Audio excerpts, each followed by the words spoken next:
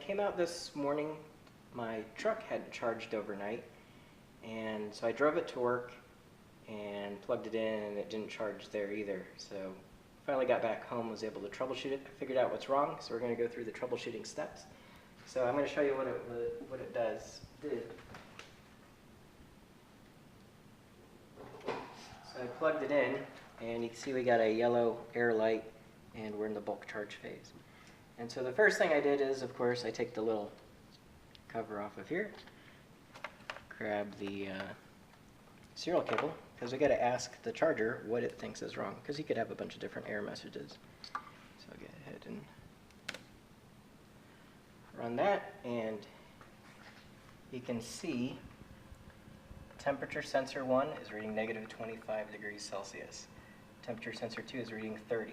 So our problem is we've lost one of the temperature sensors. Now, how do you know which one's temperature sensor 1? I don't know which one is. It's either the front battery box or the rear battery box, but I don't know. So what I did is I came over here to where the temperature sensors are actually located, and I unplugged one of them, and then I checked the screen to see what did that one do. It didn't change anything. So we know that that is probably one that's having a problem. But now, is it the temperature sensor itself, the cable, or something in the battery charger? We don't know. So I'm going to unplug the other one. You can see now both go negative 25. And it's open. And I'm going to swap it. So I'm going to move that good one up to the top there. And sure enough, now it reads temp sensor number 1 is 30, and number 2 is 25, and I've got them both plugged in. So we know that the battery charger has the ability to read the sensor still, but we've lost the sensor. So I'm going to flip it back the way it was before. And what I did is we're just going to unplug it.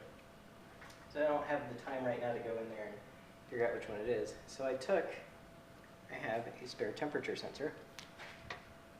But this one came off of the chassis that I purchased as spare parts, and so you can see it's beat up pretty bad. It's actually got a few wire breaks and everything in there.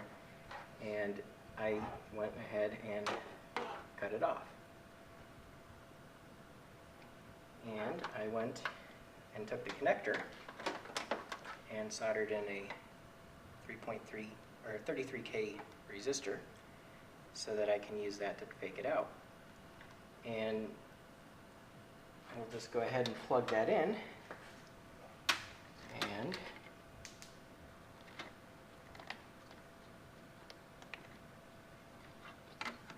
you can now see it's reading 25 degrees Celsius on that, and I specifically chose 33K to put it at about room temperature because I knew whichever one's going to be hotter is the one it uses.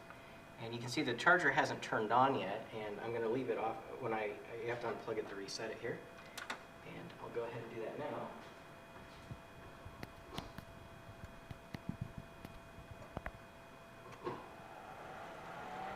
And now you can see it's charging. So we're 156 volts charging, putting out 18.5 amps. So everything is good. So we're going to let that charge. And we're just faking it out. Now, you might be asking, why did you cut up a real good sensor? Well, it was already broke. And this sensor right here was already broke. And I don't know if the cable broke in my truck or if the sensor's gone bad. So either way, I can always just cut this off and solder it on, so we'll have a good temperature sensor. Or if it's just a bad cable, like the cable broke somewhere, if you look in here, there's actually, it's going to be kind of hard here. If you look inside here, there's actually 3 wires.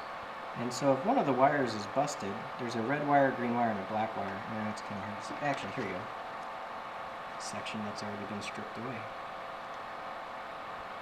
So there's actually a green wire, a black wire, and a red wire. And so if one of these wires is broke, you can simply just, at either end, at both ends, cut splice in the other wire. So if this one's using green and black, and if the green wire is busted, you could just use the red wire in its place. And that way you don't have to rerun everything. So that's the plan. I don't know if it's the front battery box temperature sensor it's gone bad, or the rear battery box sensor that's gone bad, but eventually I'll get the time to go in there and figure out which one's causing the problem. But for now, we're just gonna leave this little temporary fix in there. You can see there's a resistor soldered in the heat shrink tubing, just to get it up and running. But yeah, that's it. Thanks for watching.